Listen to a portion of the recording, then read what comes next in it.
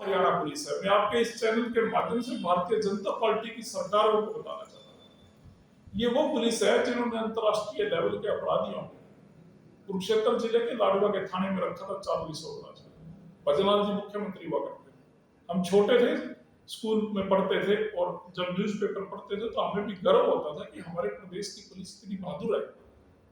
Britain की सरकार को धोखा देने वाले इंटरपोल के वांटेड अंतर्राष्ट्रीय अपराधी को एक सामान्य थाने में रखा हुआ। आप जैसे किसी मीडिया के पत्रकार साथी ने तत्कालीन मुख्यमंत्री जो कांग्रेस पार्टी के वरिष्ठ नेता भजनलाल जी थे उनसे पूछा था दिल्ली के मुख्यमंत्री सम्मेलन के बाद कि आपने ऐसी कौन सी ताकत है, केंद्र सरकार तिहाड़ जेल में मांग रहा है उस अंतर्राष्ट्रीय अपराधी और आप उसको हरियाणा में रखे हुए। चौधरी भजनलाल का ये जवाब था, ये ताकत भजनलाल में नहीं है, ये हरियाणा पुलिस में मेरे हरियाणा पुलिस के जवान में है। उस हरियाणा पुलिस को इन्होंने आज, आप तो कह रहे थे ये बीजेपी वाले कहते हैं हमने 14 के बाद विकास कर दिया, इन्होंने तो एक देश की सबसे शक्तिशाली पुलिस को भी यहाँ लाकर खड़ा कर दिया। फौज को इन्होंने ठेके पर देने का काम कर दिया। अग्निवीर बड़ी योजना ले आए, आपके सामने है। 15 साल 2 साल जवान ट्रेनिंग करता था, फिर बॉर्डर पे भारत माता की रक्षा के लिए अपने प्राणों को न्यौछावर करने से भी पीछे नहीं हटता था। उसकी ट्रेनिंग 6 महीने की कर दी, तो क्या वो सुरक्षित है?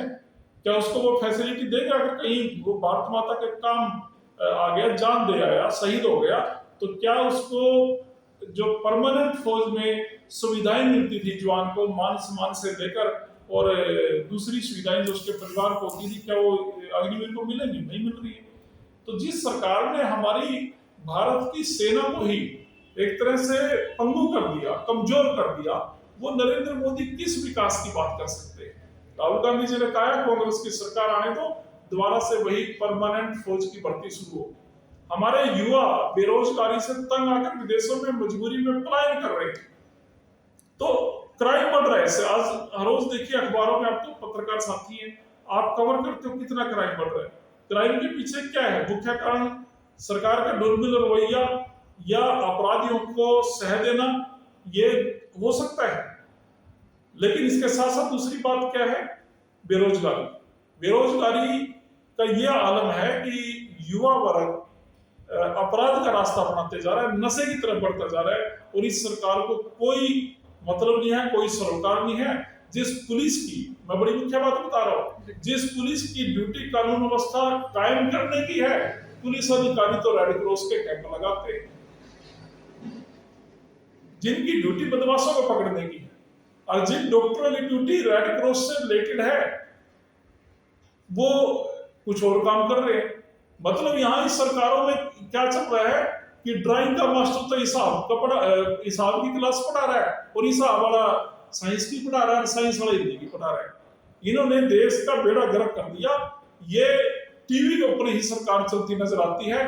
2-4 दिन पहले मैं आपका पत्रकार साथी राहुल कमल, आज तक का शायद सीनियर पत्रकार था, किसी और चैनल में होगा, उनका मेरे सामने एक इंटरव्यू है।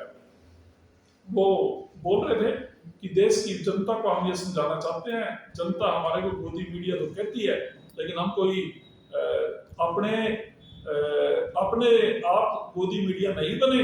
हमारे ऊपर इतना दबाव है कि हमें तो ये कहा जाता है कि आप ये कीजिए। ये राहुल कमल का, मैं उनको पहचानता हूँ, तो उनका इंटरव्यू मैंने देखा है कल परसों सोशल मीडिया में। सुरेश जी, जिस प्रकार से हम कई बार सुनते हैं भारतीय जनता पार्टी के जो राजनेता हैं, कार्यकर्ता हैं और विभिन्न हमारे देश के जो प्रधानमंत्री हैं, तो ये भारतीय जनता पार्टी के जो लीडर है, मतलब कहीं ना कहीं ऐसे कहते रहते हैं कि मतलब कांग्रेस की बस की बात नहीं है, क्योंकि कांग्रेस के अंदर हरियाणा में ही एक कलह छिड़ी हुई है। एक अध्यक्ष पद की लगाओ या मतलब एक राजनेता आगे आने की लगाओ, तो भी राज इनके बस की बात नहीं है। और मोदी जी उस तरफ कहते हैं कि भारतीय जनता पार्टी भारत के अंदर 2047 तक यही रहेगी और कहीं नहीं जाएगी, तो इसके ऊपर आप क्या कहेंगे? मोदी जी 2047 तक की बात जो करते थे, वो राहुल गांधी जी के द्वारा वोट चोरी के मामले को उठाने से पहले करते थे, अब नहीं करते। अब उनको पता लग गया चोर की चोरी पकड़ी गई, अब नहीं बोलते। अमित शाह जी कहते थे कि हम तो 47 तक रहेंगे।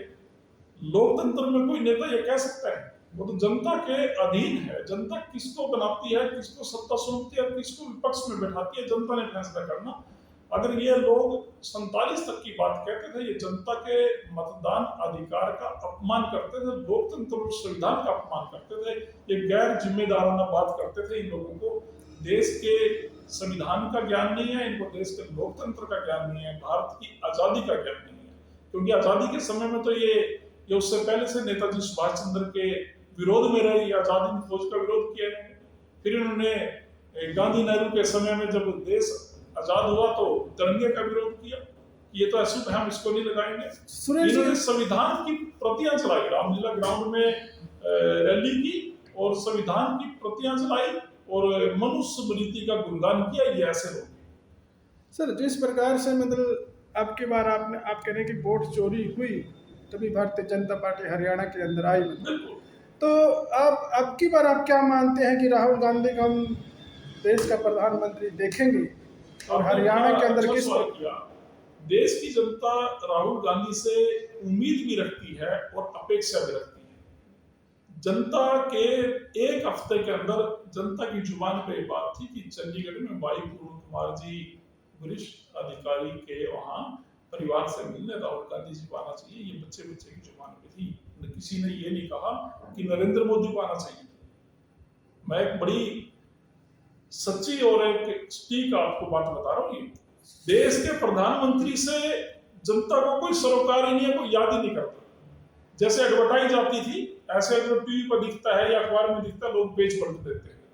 भी आके भी करेगा क्या, या दुख प्रकट करने के बजाय पता ढोल बजाने लग जाए आके, मतलब एक उम्मीद नहीं है।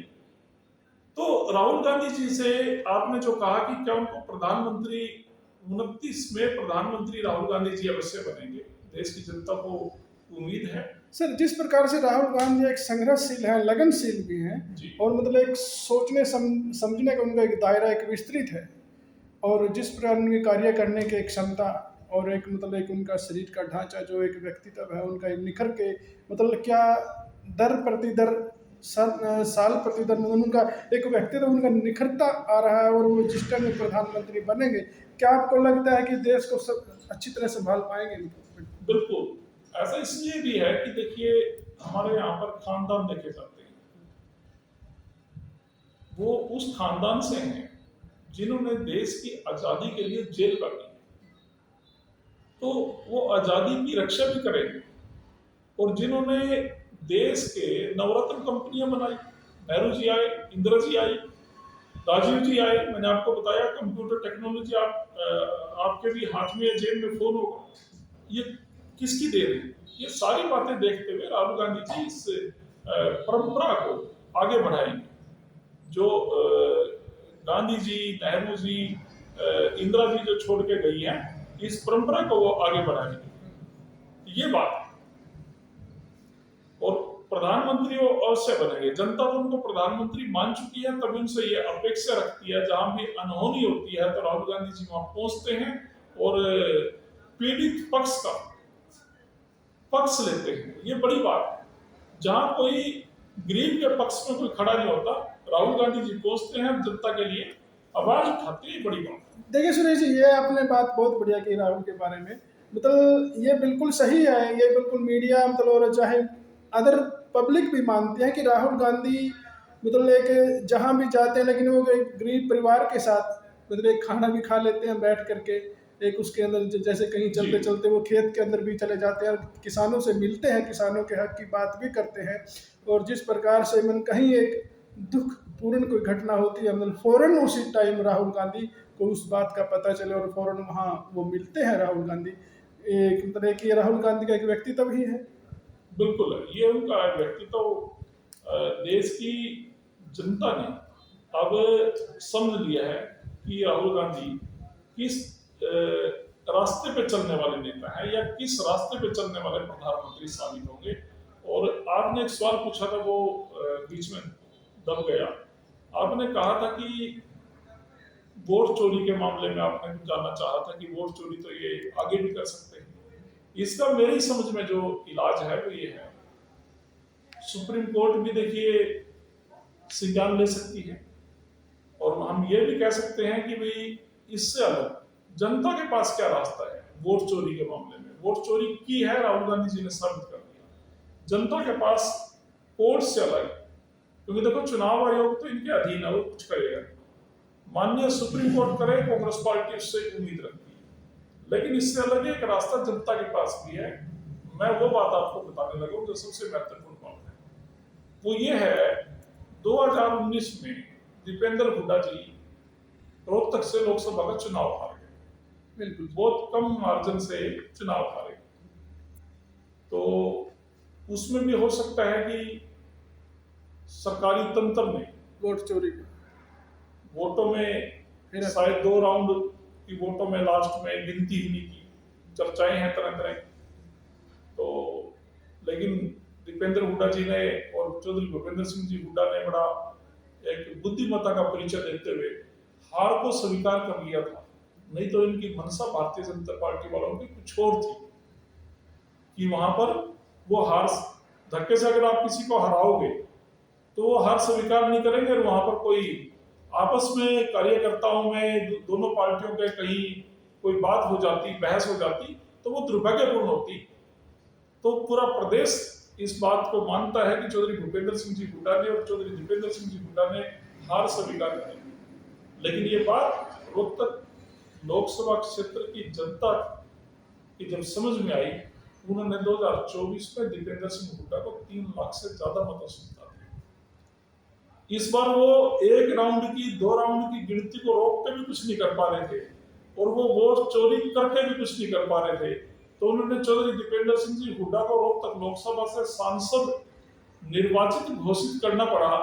तो सुप्रीम कोर्ट न्यायपालिका से अलग जनता के पास भी ये अधिकार है कि अगर आप जिसको जिताना चाहते हो तो उसको भारी मतों से जिताओगे, तो इनकी वोट चोरी की साजिश जो है वो बेनकाब तो होगी, साथ में वो धराशायी भी हो जाएगी, वो सिरे नहीं चढ़ पाएगी। ये जनता के पास भी अधिकार है। देखिए, आज हमने हरियाणा फोकस न्यूज़ के माध्यम से हरियाणा के प्रदेश प्रवक्ता सुरेश रोड जी, जो कि कांग्रेस पार्टी से हैं, बड़े ही सुलझे हुआ उनका व्यक्तित्व है, बड़े ही ईमानदार हैं और बड़े ही स्वभाव से बड़े अच्छे हैं, और अपने हलके के अंदर उनका एक सभी लोगों से मिलना रहता है। समय समय पर वो अपने हलके के अंदर भी जाते हैं और हरियाणा प्रदेश के अंदर अपनी सेवाएं समय समय पर जाकर देते रहते हैं। और कांग्रेस पार्टी के बड़े ही वरिष्ठ और बड़े ही सुलझे हुए एक व्यक्तित्व है सुरेश जी का। सुरेश जी, जिस प्रकार से अभी दिवाली का त्यौहार अभी आने वाला है, तो आपकी प्रदेशवासियों के लिए क्या कुछ शुभकामनाएं रहेंगी? देखिए, दिवाली हमारा जो पर्व होता है, तो शायद सभी त्योहारों में सबसे ज्यादा महत्वपूर्ण और सबसे ज्यादा बढ़कर हरियाणा, पंजाब, हमारे जो नॉर्थ इंडिया में क्या सारे देश में मनाया जाता है। तो दिवाली की मैं शुभकामनाएं देता हूँ। सर, इसके लिए आपका बहुत बहुत धन्यवाद। धन्यवाद।